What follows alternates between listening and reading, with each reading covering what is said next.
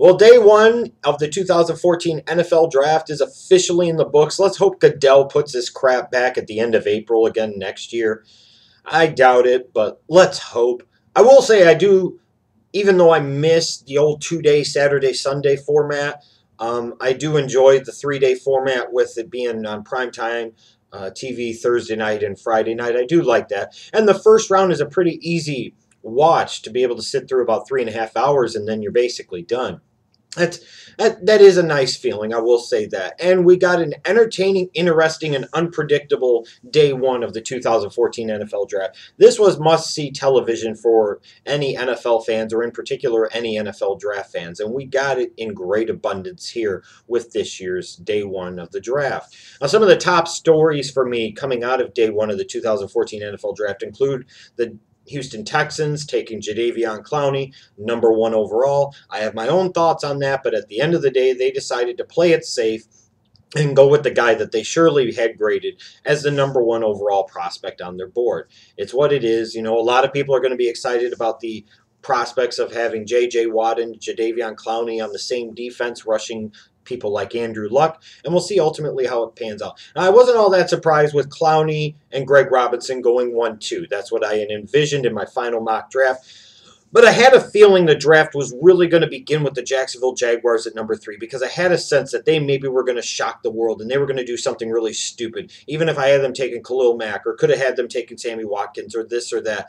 I had a feeling they were going to do something completely unpredictable. And by God, did they deliver by taking Blake Bortles, the quarterback out of Central Florida, #3 overall.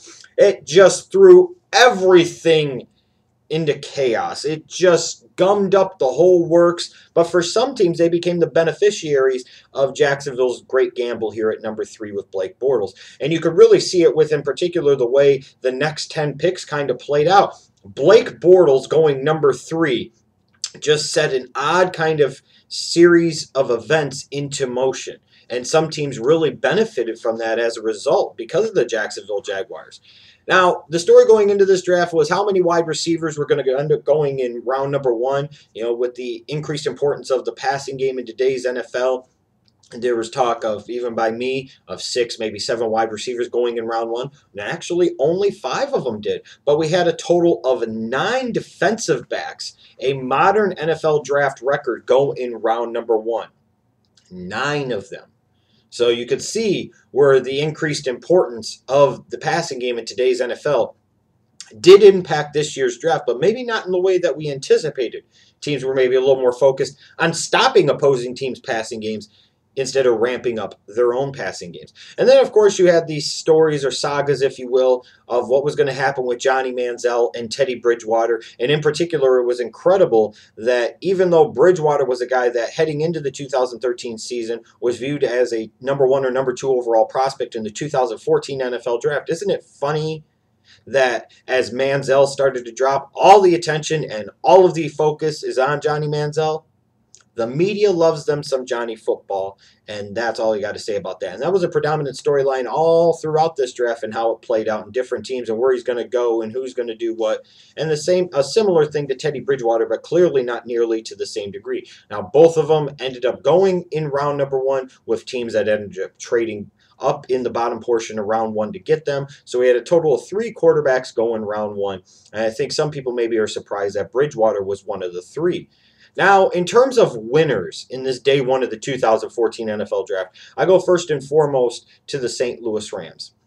They stand pat at #2. They get a guy with all-pro potential in Greg Robinson, the offensive tackle from Auburn. Now, is he going to play right tackle as a rookie? Is he going to play left guard as a rookie? That will remain to be seen. But he is a guy with that huge physical upside, and he helps Sam Bradford in that St. Louis Rams offense, both in terms of run blocking and eventually will in pass protection as well.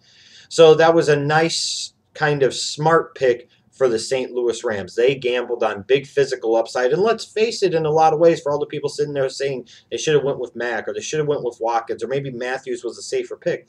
Well, at the end of the day, this is still the impact of that RG3 trade from a couple of years ago. So to be able to be in a position and get that free pick basically at number 2 overall, you can gamble a little bit. And I applaud them for doing it because Jeff Fisher understands that as important as this or that is in the NFL, a lot of times games, especially big games, are won and lost in the trenches on both sides of the football. And they use their 2 first-round picks to address those areas. And you look at the fact that number 13, they killed me. They killed me, Smalls. My Bears were one pick away from making my dream come true. But the St. Louis Rams did the right thing, and they took Aaron Donald, who, because in part of what happened with Blake Bortles going number 3, gumming up the rest of the works, a guy like Aaron Donald drops to number 13 at St. Louis, and they happily pounce on him.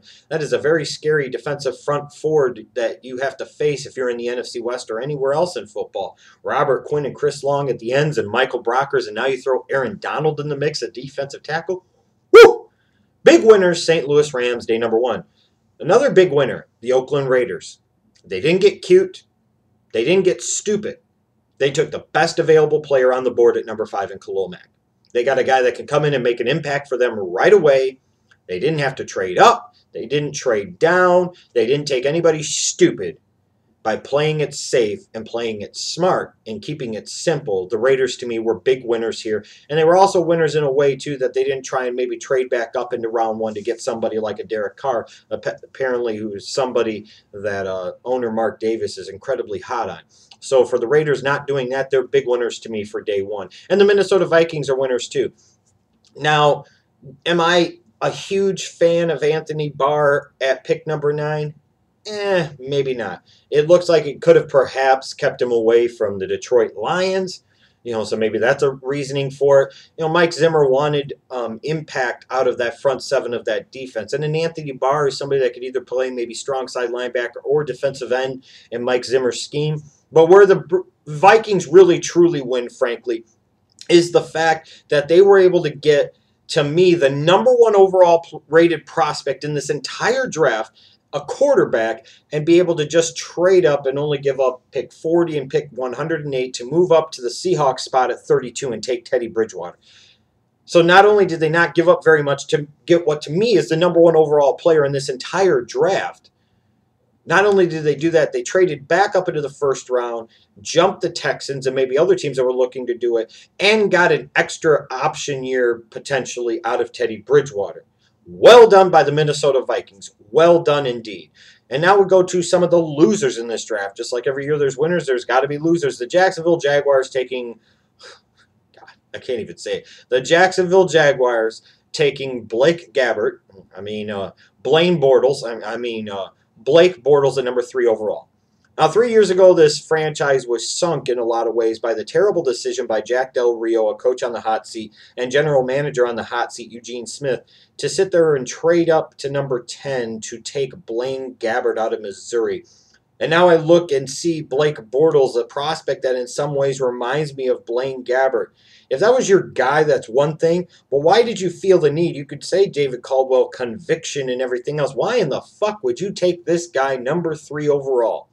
You're telling me that a Blake Bortles is going to end up being a better NFL player than a Sammy Watkins, a Mike Evans, a Khalil Mack, an Aaron Donald, and so on and so forth? No, I don't think so. That was just ridiculous, and this was just dumb. And this is why the Jacksonville Jaguars will be picking in the top 10, if not the top 5 again in 2015, because of moronic decisions like this. The Miami Dolphins taking Ja'Wuan James, the offensive tackle out of Tennessee, at number 19. It's one thing if he's your guy, and it's one thing if you've got a first-round grade on him, but you have to be realistic. Do you really think anybody else had a first-round grade on Ja'Wuan James? Did they really? And with a guy like Brandon Cooks still on the board, was this really the best direction to go? And was Ja'Wuan James really even the best offensive lineman on the board at this point in time?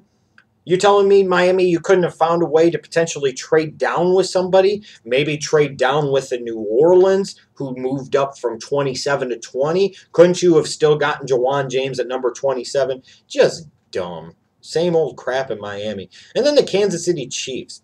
You don't have a second-round pick because of the Alex Smith trade from last year. You're having trouble getting him locked up into a long-term contract. You don't have that second-round pick. You have needs on offense, especially offensive line, wide receiver. So you take a luxury edge rusher at number 23. Not good, Andy Reid. Not good, John Dorsey. Not good. Now we go to some of the teams that I question with this draft. The Buffalo Bills. Look, they got a tremendous player in Sammy Watkins who's going to have a big-time impact for E.J. Manuel and that Buffalo Bills offense. But did you really need to throw the 2015 draft under the bus to get him? Do you think you were really that close? And do you really think Sammy Watkins is going to have that much impact to where it was worth sabotaging next year's draft by giving up a first and a fourth-round pick to move up five spots, to take Sammy Watkins? Was Sammy Watkins really that much better on the board than maybe an Odell Beckham Jr., where you couldn't have just stayed at pick number 9 and taken Beckham? No, I don't think so. And I question the decision-making process here, even though I love Watkins as a prospect. The Dallas Cowboys.